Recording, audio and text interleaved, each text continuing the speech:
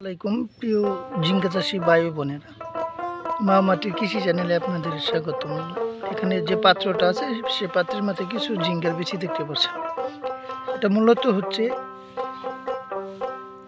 লাল তীর কোম্পানির hero Zinger বীজ। তো বীজের বপনের আগে কিন্তু এটা 12 ঘন্টা বীজাণু হয়েছে, বীজাণুর পরে কিন্তু 1 ঘন্টার মতো রোদ্রে দেওয়া হয়েছে। তো বপন করার আগে কিন্তু আপনার জিঙ্গার বীজটা 12 ঘন্টা ভেজাতে হবে এবং কি রোদে 1 ঘন্টা 30 মিনিট থেকে 60 মিনিট পর্যন্ত কিন্তু আপনারা রোদে দিতে হবে।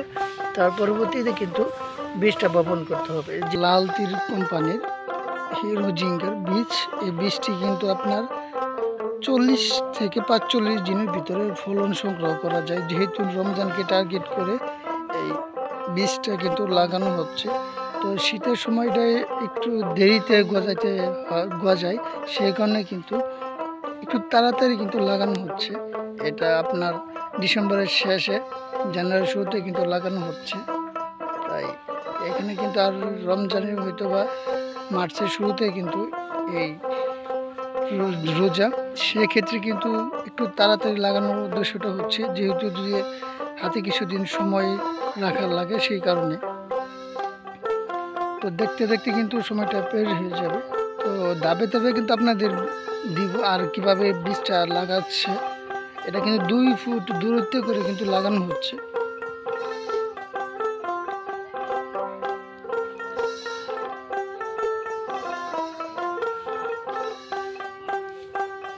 এভাবে লাগানোর উদ্দেশ্যটা হচ্ছে বীজটা কিন্তু পাতাল্য করে দেওয়া হচ্ছে। পাতাল্য করে দেওয়া হলে অনেকেই কিন্তু আমরা দ্বিধাদ্বন্দ্বে পড়ে যাই কোনটা মুখ কোনটা সেটা কিন্তু আমরা চিহ্নিত করতে পারি না, বিধে কিন্তু আমাদের অনেকটা হয়। সেই কারণেই কিন্তু বীজটা কিন্তু পাতাল্য করে দেওয়া হচ্ছে। 1 থেকে 1.5 সেন্টিমিটারের গভীরতা করে কিন্তু তারপরে এই বীজটা বপন করা হচ্ছে। তো মাপকাঠি আছে, মাপকাঠি দিয়ে কিন্তু 2 ফিট দূরত্বে মাপা আছে, সেই 2 ফিট দূরত্বে কিন্তু আমরা বীজটা বপন করছি।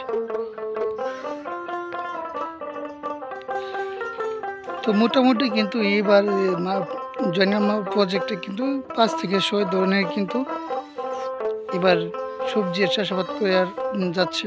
দেখা যাক কী হয়। গতবার তিনি কিন্তু মরিচ এবং কি পেঁয়াজ করেছেন। পেঁয়াজটা মোটামুটি ভালো একটা ফলন পেয়েছিলেন, কিন্তু মরিচে তিনি লস খেয়েছেন। কিন্তু আসলে তিনি কিন্তু থেমে থাকে নাই।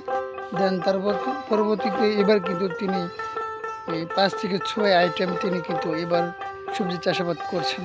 তো সবাই জয়নাল মামার জন্য কিন্তু দোয়া করবেন, তিনি যেন একটা ভালো একটা ফসল এবার পায়। তো সবাই ভালো থাকবেন, সুস্থ থাকবেন, নিজের প্রতি খেয়াল রাখবেন। সকলকে ধন্যবাদ।